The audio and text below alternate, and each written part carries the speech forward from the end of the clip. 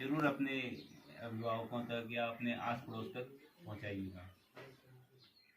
सुना बच्चों, ये आप लोग की बहुत बड़ी जिम्मेदारी है, क्योंकि मेन जो बातें पहुंचती हैं आप लोग के थ्रू ही पूरे गांव में पहुंचेंगी। जितने बच्चे यहाँ हैं, मान लो 60 बच्चे हैं तो 60 घर में ये बातें जाएंगी। तो अड़ोस पड़ोस में भी आपने ही कहना है, और किसी को ऐसा करते हुए देखते हो तो आप उनको धमका सकते हो कि चाचा ऐसा मत करो, ताऊ ऐसा मत करो, नहीं तो भाई ड्रोन से सुरक्षा की जा रही है, अगर पता चल गया तो आपको 6 महीने की जेल हो सकती है। वो आप लोग की जिम्मेदारी है। और इसके बाद जो आप कह रहे हैं ना घास के लिए, वो जो आग लगाई हुई घास में वो पौष्टिकता नहीं रहती है। आपने आग लगा दी, उसके बाद घास तो आ जाती है पर वो पौष्टिक नहीं रहती है। और उस आग के चक्कर में हमारा पानी क्या होता है, जब नमी होगी, जब पानी रुकेगा ही नहीं है, पानी सीधा गधेरे के रास्ते नीचे तराई में चला जाएगा, यहाँ नहीं रुकेगा। जब जमीन में घास भी जरूरी है, देखो एक जैव विविधता होती है ना, आपने पढ़ा होगा इकोसिस्टम, सब चाहिए हमें, घास भी चाहिए, पेड़ पौधे भी चाहिए, झाड़ी भी चाहिए, तो ये सब होना चाहिए।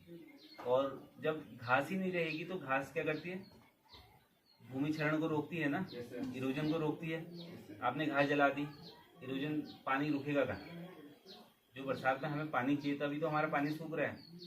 हमने आग लगा दी पूरे जंगल में, तो घास तो है नहीं, झाड़ियाँ जल गई, पानी सीधा बारिश का आया, बह के गधेरे में आया, गधेरे से नाले में, नाले से नदी में, नदी से नीचे प्लेन्स में, प्लेन्स में भी क्या करेगा, वहाँ बाढ़ करेगा, वहाँ बाढ़ आएगी या कुछ बड़ी आपदा आएगी।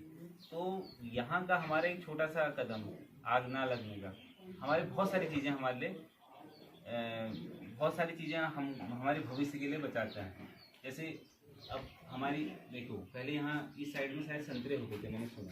अब इतनी जो ग्लोबल वार्मिंग कहते हैं जिसको ना, जब ये बढ़ रहा है हमारा तापमान पृथ्वी का, तो उससे कितनी हमारी फसलें खत्म हो गई। अब मुझे नहीं लगता यहाँ संतरे होते होंगे, संतरे अब ऊपर शिफ्ट हो गए, बलना भीड़ा पानी में होंगे, यहाँ खत्म हो जाएंगे, तो हमारी कृषि भी खत्म हो जाएगी।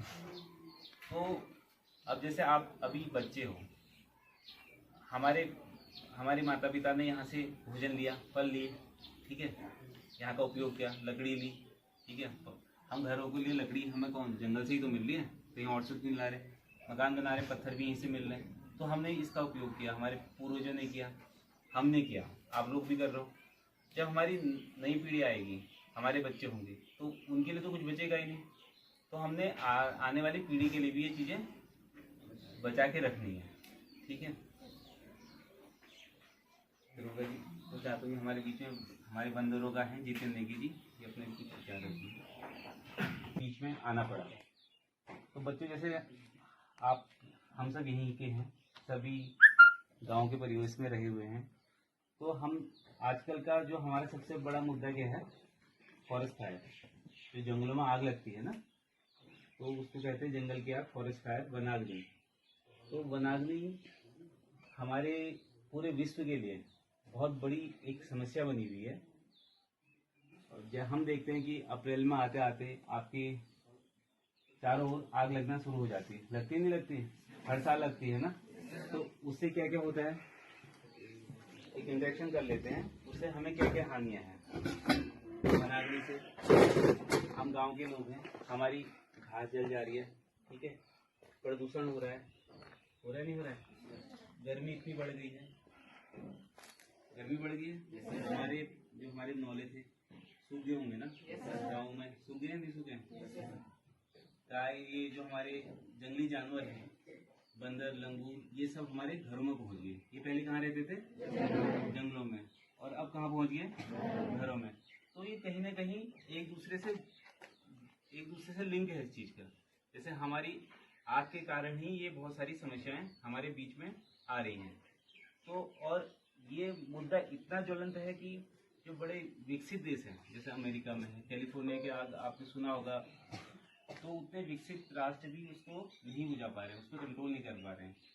तो और हम फॉरेस्ट में क्या है, 5 से 6 लोग एक इलाके में होते हैं, तो ये हमारे बस की भी नहीं है कि अकेले हम इसको बुझा पाए। तो इसके लिए हमने क्या करना है, जनतंत्र, जन मीन्स जनता, तंत्र मीन्स हमारे तंत्र में हम वन विभाग हो गया, राजस्व विभाग हो गया जिसे हम पटवारी जी कहते हैं, पुलिस विभाग हो गया, जल निगम है मैम, तो सारे विभाग मिलकर हम सब काम कर रहे हैं। अभी तो ये आपदा की श्रेणी में आ चुका है, तो इसमें तो वही सचिवालय से ही आदेश है कि अब हमने जनता के सहयोग से इन चीज़ों को कंट्रोल करना है। और हम आपके पास क्यों आए हैं? क्योंकि मुझे पता है कि आप बच्चे लोग हो, अभी इतना नहीं समझोगे, पर आप आज के बच्चे हो तो कल के नागरिक भी आप ही हो। तो आपको समझना पड़ेगा कि इससे हमें कितने नुकसान हैं। तो इसीलिए हम आपके बीच में आए हैं कि जो ये वनाग्नि है, फॉरेस्ट फायर है, जो हमारे जंगलों में आग लग रही है, हमारे खेतों में आग लग रही है। क्या होता है कि हमने एक खेत में आग लगा दी और बढ़ते बढ़ते कहाँ चली जाती हो? जंगल में। और जब आप लोग आते हो स्कूल को, जब आग लगती है तो आपको भी धुआं लगता होगा ना, लगता है। तो हमारे घर में हमारी अम्मा बूबू जितने वो सांस के बीमार हैं तो उनको भी परेशानी होती है। तो सभी के लिए परेशानी का विषय है। तो इसी को बताने के लिए हम आपके बीच में आए हैं और बहुत एक आशा से आए हैं कि आप लोग हमारी जो ये बातें हैं, आप क्या कर सकते हो? आप बच्चे हो, आप पढ़ाई कर लो, आप हमारी मदद क्या कर सकते हो कि अपने घर में, अपने गांव में जाके आप बता सकते हो अपने घर वालों को कि हमने खेतों में कूड़ा, जिसे हम आड़ा कहते हैं ना, आड़ा भी कहते हैं, कहीं पेड़ कहते हैं, उसको नहीं जलाना है। अब तो नहीं जलाना है 1-2 महीने, उसके बाद आप जला सकते हो। तो वो चीज़ नहीं करनी है। कहीं पे आग दिख रही तो उसको बुझा देना है और अपने घर वालों को जागरूक करना है। तो ये उम्मीद हम आपसे मतलब लेके आए हैं कि आप हमारी इतनी मदद करोगे। तो इतनी मदद करोगे आप हमारी? बहुत खुशी हुई है सुन के कि आप हमारी इतनी मदद करोगे। महोदय रायका किसुड़ा को अपना धन्यवाद कहना चाहता हूँ कि उन्होंने अपना इतना व्यस्ततम समय निकाला स्कूल से और इस गोष्ठी का आयोजन किया। साथ में आप सभी बालक बालिकाओं का भी मैं बहुत बहुत धन्यवाद करता हूँ कि आप इतने ध्यान से हमारे बीट अधिकारी महोदय को सुने और उनकी बातों को अमल में लाएंगे। साथ में मैं बीट अधिकारी महोदय का भी बहुत बहुत धन्यवाद करता हूँ कि उन्होंने इस गोष्ठी का यहाँ पे आयोजन कराया और बहुत ही कम समय में ये सब उनके द्वारा पूर्ण किया गया। अब मैं जो हमारा गोष्ठी का मेन मुद्दा है उस पर आता हूँ। हमारी गोष्ठी का मेन जो ऑब्जेक्ट है वो है आप सबके अंदर संवेदना जगाना वनाग्नि के प्रति। वनाग्नि किस तरीके से आप लोगों को प्रभावित कर रही है, कि मुझे क्या कर रहा है, नुकसान पहुंचा रहा है। जंगल के दुष्प्रभाव हमारे बीट अधिकारी महोदय आपको बता चुके हैं।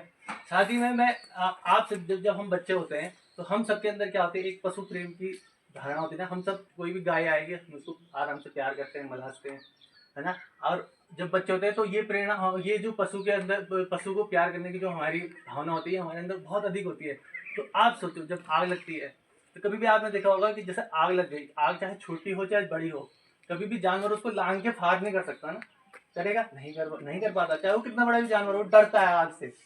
तो छोटी सी भी आग के कारण क्या होता है, वो जानवर क्या हो जाता है, चारों तरफ से के अंदर क्या हो जाता है, घिर जाता है, वो कहीं नहीं जा पाता, वो अपना मुंह छिपा लेता है और वो उसी आग में जिंदा क्या होता है, जलता है। तो उसकी करुणा देखो, उसका दर्द देखो, उसको कितना दर्द महसूस होता होगा, कितना दर्द महसूस, वो जिंदा जल रहा है, कितना दर्द हो रहा होगा उसको। उसके बच्चे होंगे। आप चिड़िया देखो, चिड़िया आप सबको पसंद आती है कि आपको मन करता है उसे पकड़ूं, मैं पालूं उसको। चिड़ियाएँ क्या होती है, उन जो आग का जो धुआं निकलता है ना, उससे उनका दम क्या हो जाता है, घुट जाता है, खत्म होने लग जाती है। उनके जो अंडे, आजकल उन्होंने अंडे दे रखे हैं, आप देखोगे जंगल में जाओगे, आप सब घास काटने जाते हो ना, और ऊपर चढ़ जाते होंगे, वहाँ देखो तो घोंसले रहते हैं उनके, वहाँ पे अंडे रहते हैं 3-3 अलग-अलग, नारंगी, बैंगनी, अलग-अलग कलर के। वो सब क्या हो जाते हैं, वो जल जाते हैं, वो सब बिल्कुल क्या हो जाते हैं, खत्म हो जाते हैं। तो कितनी त्रासदी है आग से। आपके अंदर अगर थोड़ी सी भी करुणा है, आपके अंदर अगर थोड़ा सा भी प्यार प्रेम अपने जानवरों के लिए, तो आप अवश्य कहीं कभी आग लगेगी, आप उसको क्या करेंगे, बुझाएंगे। हम ये नहीं करेंगे जो भयावह